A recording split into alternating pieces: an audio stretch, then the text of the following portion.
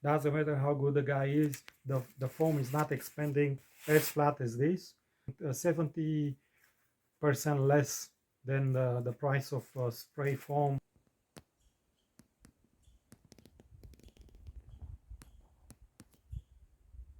Hey everyone, welcome back to our channel.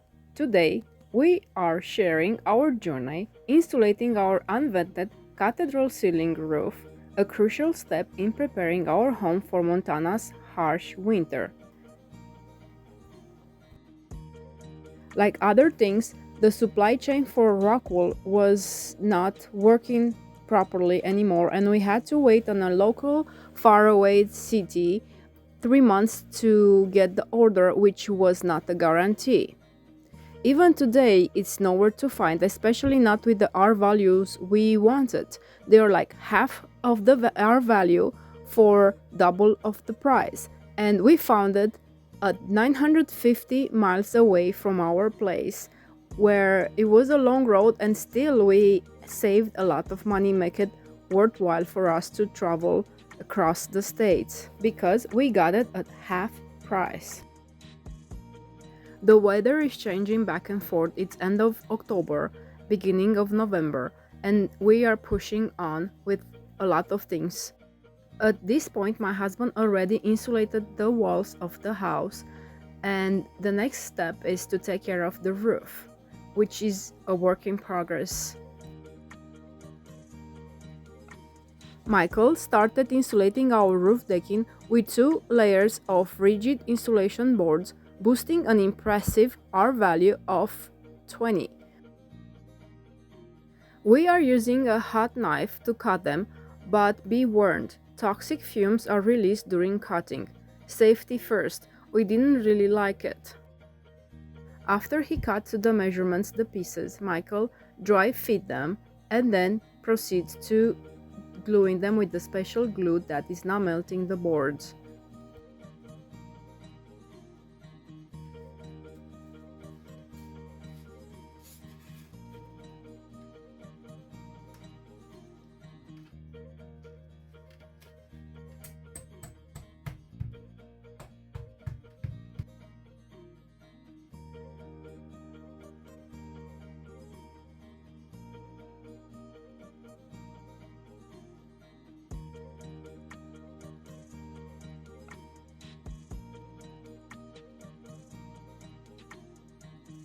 After each pass through the foam, the hot knife must be cleaned because otherwise it's too messy.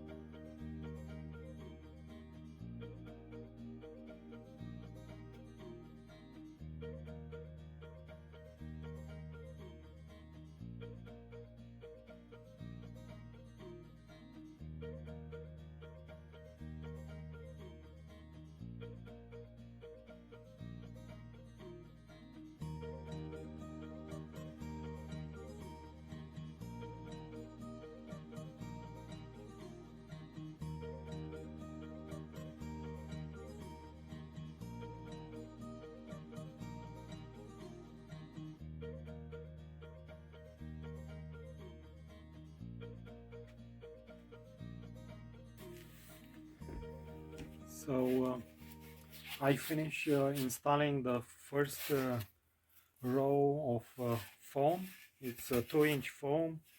Some places you find it pink. I find it as a grayish color or whatever. and I install it using PL300 foam board like a glue. So I use it to glue to the OSB, and after I install it, as much as you try to cut it exactly between the rafter to be exactly, you will not, because you cannot stay and cut small pieces. You have to do it in 1 or 2 pieces. In my case, some places 2, where I have a wall, I did it with 3 pieces. And where you have a small space, I was using the regular foam that you are using for the windows, and I use the spray, and I did the spray only like 2-3 days after I installed the foam boards. The reason is I don't want to do the foam right away, because it's expanding and can go between the OSB and the foam, and it's gonna expand and push the board out. So I let it dry for the glue, for the board to dry it, and after it was drying, I used the foam to do it, and then I clean it. And what I did on outriggers, because the foam it's a little bit thicker than actually the 2x8, so I use a type of insulation. They said it's R15. This one, basically you have aluminum on both sides with a type of foam in the middle, and they said it's really good. And then I use a regular bubble wrap aluminum foil on both sides, so there are 2 of them, and those 2 is giving me enough thickness and probably insulation to level it.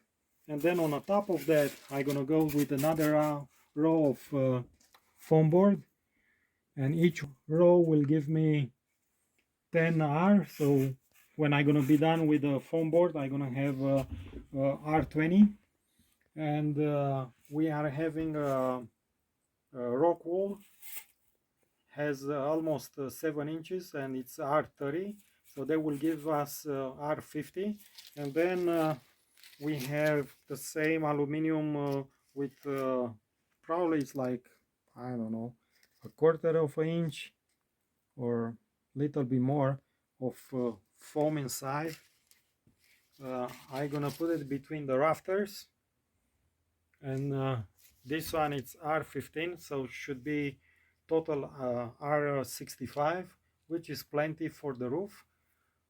And then the wall, it's like a regular R23, I think, if I'm not wrong.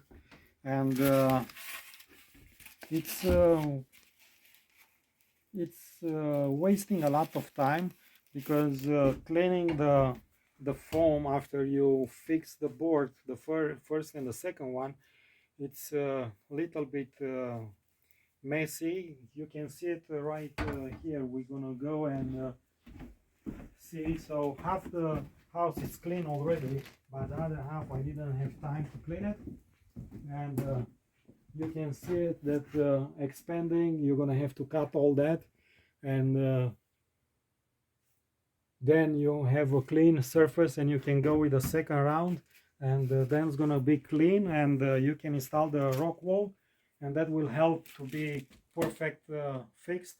Now I know a lot of people, they are using, instead of this foam board, they are going and pay somebody to do the spray foam. The problem is nobody's gonna guarantee you like a 4-inch, so it's gonna be in some places 4, in some places 3, in some places 6. Doesn't matter how good the guy is, the foam is not expanding as flat as this.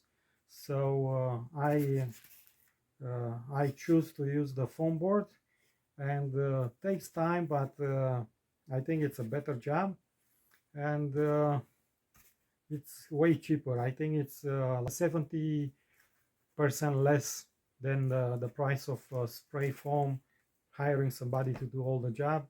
Of course, if you run out of time and you have to do it, then it's going to cost you 3 times more, but somebody can do it in 1 or 2 days and they are done. Unfortunately, I don't want to spend too much money, and also I want to do a better job, and we do it by hand. uh, slowly, and it's gonna take a long time. Probably takes us like 3 weeks to do it. And also you have to take time to cut it. Be sure not destroy anything, and be sure to cover all the surfaces with the foam, and don't leave any space between uh, down to the rafters, because you want everything to be airtight. And on the end of the day, I'm sure you're gonna be happy doing this. I'm happy. It's just taking a long time because everything has to be perfect, and you cannot risk using electric tools or something. Has to be everything done by hand. So the aluminum bubbles, whatever they call them, there are two different types. This is a regular aluminum bubble foil with a middle, it's like air bubbles inside. It's aluminum on both sides. It's not great. I don't know exactly how much air value it has, but we use this for our RV skirting, and actually was pretty good. We had a heater under, and outside was minus, I don't know, minus 26, minus 27, minus 30, and under the camper I had no problem, so this is doing the job. And also we have the other one, the thicker one. It's coming in a big rolls like this, and you cut the dimension that you needed, and it's pretty good. It's rigid. It's a little bit better than this one, I think, but we will see exactly, because this one has air bubbles inside. This one has more foam. Actually, if I rip one, if I can. Oh yeah, looks how it is. It's strange. This is more dense than the other one, and normally they say it's R15. I don't really believe that, but we will see exactly this winter how that works. But I can tell you it's thick and pretty solid, and that's what we're gonna use it. And of course we're gonna have something like this R30 for the rest. And I like the Rockwool. It's pretty good. You can check with a hand, and you don't feel any cold coming from outside. So it's doing a pretty good job of insulating the house. Outside it's snowing. And of course outside it's snowing. The first snow of this winter. It's gonna melt in a couple of hours. It's still warm. The land is still warm, and it's not gonna stay. But for the past couple of days we had only like 24-25 degrees during the night, so I assume in 2-3 weeks we're gonna have accumulation of snow on the ground. This is for today's video. Stay tuned for our next episode where we'll tackle installing the Rockwool insulation on the roof. Probably that's gonna be another adventure.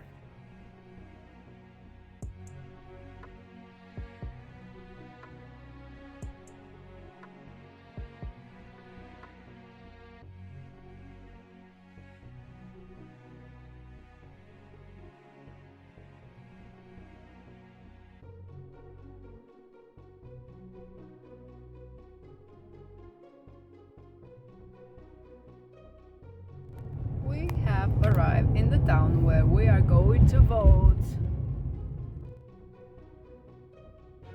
Being busy with building our house, any reason to travel around, it's a good reason, and this was very good reason for us to drive for an hour and a half. Actually it took 2, because there was some road repairs along the way, but it doesn't bother us. Any moment spent together, it's a good moment for us.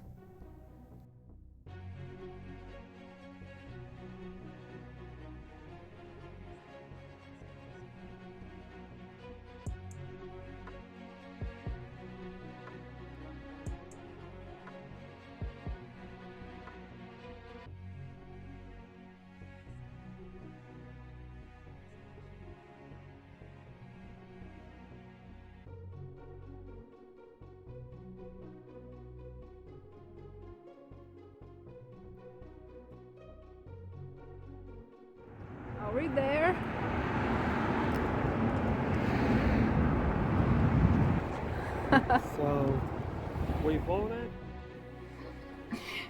I'm holding my dough down with the flour bucket. And I'm baking two things at once. This is a chocolate cake and this is cheese pudding, European style. Let's see what's gonna come up.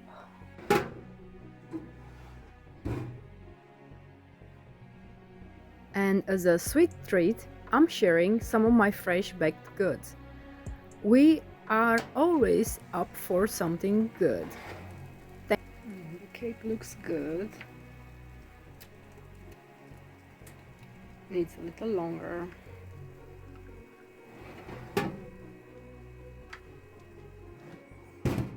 Let's see what I did here.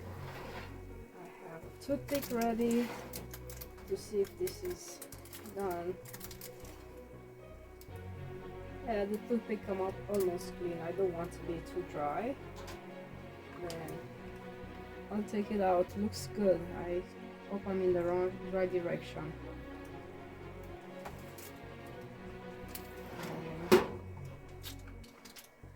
This is still going. It's nice and fluffy already. It's a surprise for my husband.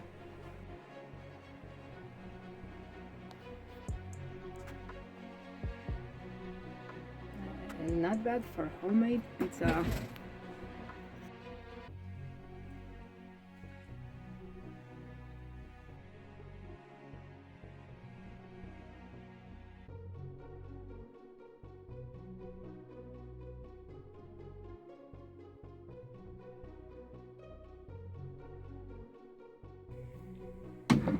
This is the best drawer in my camper, and I have more spices, but these are the ones I'm using currently.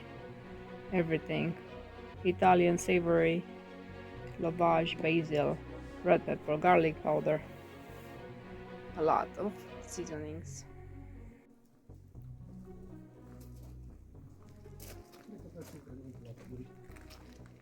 Yes, that would. You guys are looking good together. Yeah. Thank you for joining us. If you have any installation tips or questions, drop them in the comments below, and please don't forget to subscribe for more DIY adventures.